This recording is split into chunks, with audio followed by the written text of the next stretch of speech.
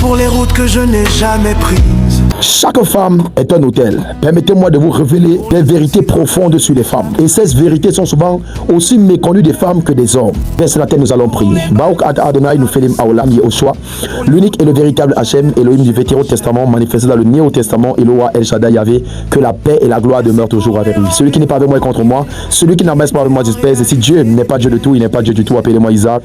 L'oracle du Seigneur, bien le bonjour à vous et bon réveil matinal. Alors, ce matin, nous parlerons sur ce que j'ai intitulé Chaque femme est un hôtel. Dieu créa Adam en premier, puis il créa la femme Ève, qui est sa toute dernière création. Car cette dernière est l'aspect la plus significatif de toute sa création divine. Dans Genèse, le chapitre 2, le verset 21, dit ceci.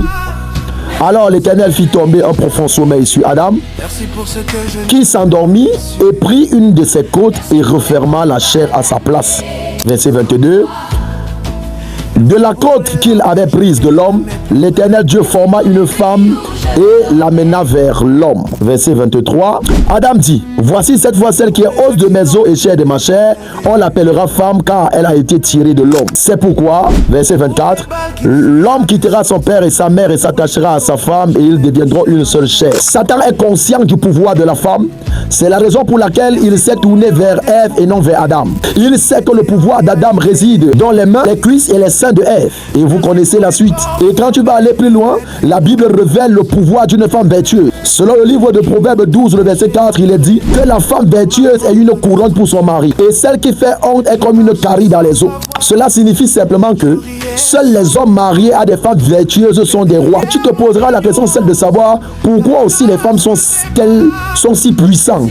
C'est simplement comme je disais à l'entame de mes propos, que chaque femme est un autel. Et seuls les autels donnent le sang pour vivre. Quand vous prenez vos Bibles dans le livre de Lévitique, chapitre 9, du verset 8 au verset 9, il est dit, Aaron alla donc à l'autel et immola le veau du sacrifice d'expiation qui était pour lui-même. Verset 9, les fils d'Aaron lui apportèrent le sang. Il trempa son doigt dans le sang, l'appliqua sur les cornes de l'autel et répandit le sang au pied de l'autel. Qu'est-ce que cela signifie? La Bible révèle qu'il trempa son doigt dans le sang et il répartit ses sangs sur les cornes de l'autel. L'autel vit au moyen du sang. L'autel travaille au moyen du sang. L'autel maintient sa puissance par le sang. C'est la raison pour laquelle vous allez vous rendre compte que lors des menstrues de la femme, elle saigne au moins en moyenne 60 fois l'année. Lors de sa défloration, le sang s'écoule d'elle.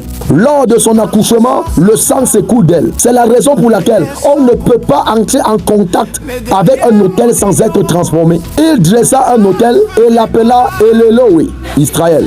Comme pour dire, lorsqu'ils ont dressé un autel, ils se sont frottés à l'autel, leur nom a changé. C'est pourquoi vous allez vous rendre compte que lors des rituels, on demande toujours les parties intimes des femmes ou encore leurs sous-vêtements. Est-ce que les femmes sont les seules qui ont des destins? Non, les hommes aussi en ont. Mais en ce qui concerne les femmes, elles ont quelque chose de spécial. Les femmes sont des portails éternels. C'est par elles que la vie apparaît sur la terre. Bouddha est né d'une femme. Mohamed est né d'une femme. Et Kanka est né d'une femme. Même le Seigneur Jésus n'a pas dérobé à ce protocole. Adam est tombé sous la main d'une femme. Samson a perdu son attention dans les bras d'une femme. Même Élie a obéi aux paroles d'une femme nommée Jézabel. C'est pourquoi toi, jeune fille qui regarde cette vidéo, je veux ouvrir tes yeux sur ce que tu portes, sur ce que tu portes en toi-même et sur ce que tu es réellement. Quand tu vas plus loin, tu vas te rendre compte que le péché est entré dans le monde par une femme. Et Dieu a introduit la solution dans le monde par une femme, le Seigneur Jésus-Christ. Il est venu également comme solution par une femme. Est-ce que vous vous êtes déjà posé la question, celle de savoir pourquoi est-ce que le péché est entré dans le monde par une femme?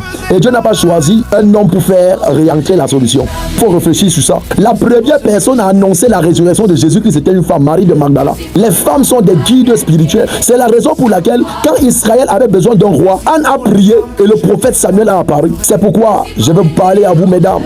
Soyez des femmes que Dieu aime et qui au réveil dit au diable, oh non, elle est encore levée. C'est pourquoi je parle à toi, frère. N'oublie jamais que chaque femme est un autel. C'est pourquoi La réalisation de vos aspirations dépend de l'autel que représente une femme pour vous. C'est pourquoi la femme de Potiphar était un autel venu pour détruire l'espoir de Joseph. Dalila est venu comme un autel pour perdre Samson et il a péri. C'est pourquoi vos vies et vos aspirations dépendent de l'autel que vous rencontrez. C'est pourquoi tout abîme n'est pas un abîme. Certains sont des tombes. C'est pourquoi le diable sait ce qu'une femme corrompue peut faire. C'est pourquoi nous les voyons aujourd'hui complètement nus dans nos rues. C'est pourquoi vous allez vous rendre compte que Satan s'acharne à détruire les femmes parce qu'il sait qu'une femme perdue est une nation perdue. C'est pourquoi je prie aujourd'hui que chaque femme prenne conscience de sa place auprès de Dieu et ne devienne pas une créature de l'enfer au nom puissant de Jésus.